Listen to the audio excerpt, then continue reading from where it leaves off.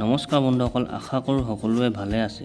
আজি পুনৰ উপস্থিত হ'লোঁ নতুন এটি ভিডিঅ' লৈ আৰু আজি আমাৰ বিষয়টো হ'ব ধানৰ খেতিৰ ওপৰত। আৰু বন্ধুসকল, আপোনালোক যদি মোৰ চেনেলত নতুন তেন্তে চেনেলটো ছাবস্ক্ৰাইব কৰিব নাপাহৰিব, কাৰণ মই সঘনাই এনেকুৱা দৰৱৰ ওপৰত ভিডিঅ' বনাই থাকোঁ। তেন্তে দেৰি নকৰি বলক ভিডিঅ'টোলৈ আগবাঢ়োঁ।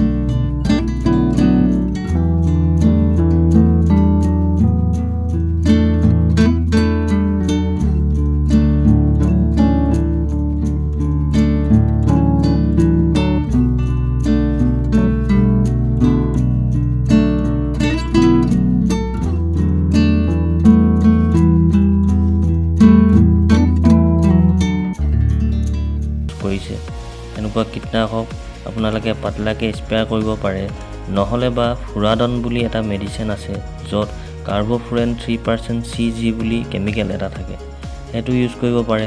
আৰু সেইটো ইউজ কৰাৰ প্ৰচেছ হৈছে এটিং কঠীয়াৰ বাবে আপোনালোকে 250 গ্ৰাম এই ফুৰাডন দৰৱটো আধা কেজিৰ পৰা 1 কেজি বালিৰ লগত মিলাই কঠীয়া ছিটিয়াই দিব। আৰু এই ফুৰাডন দৰৱটো আপোনালোকৰ কেজি 100ৰ পৰা 150 ভিতৰত আপোনালোকে বজাৰৰ যিকোনো কেমিকেল দোকানত আপোনালোকে পাই যাব।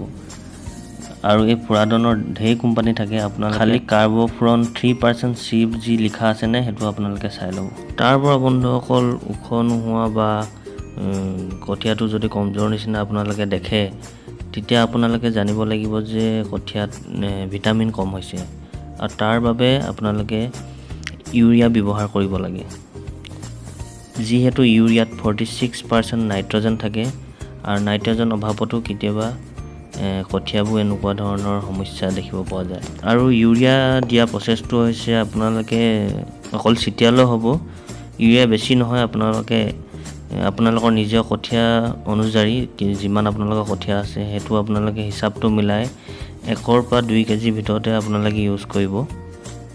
আৰু নহ'লে বা বন্ধুসকল আপোনালোকে এনেকুৱাবোৰ সমস্যা দেখিলে ইউৰিয়া আৰু ফুৰাডন দৰৱটো একেলগতে মিক্স কৰি আপোনালোকে ছিটিয়াব পাৰে। আৰু ইউৰিয়া কেজি আপোনালোকে ইমান নহয়, 12ৰ পৰা 15 টকাৰ ভিতৰত আপোনালোকে পাৰ কেজি পাই যাব বজাৰত। তেন্তে বন্ধুসকল আজিলৈ ইমানেই আছিলে ধানৰ কঠীয়াৰ বিষয়ে, আপোনালোকক ইমানখিনি কথা জনালোঁ। আপোনালোকক যদি কিবা দৰৱৰ বিষয়ে আপোনালোকক যদি সুধিব আছে আপোনালোকে কমেণ্ট কৰিব পাৰে। তেন্তে আজিলৈ ইমানেই, ধন্যবাদ।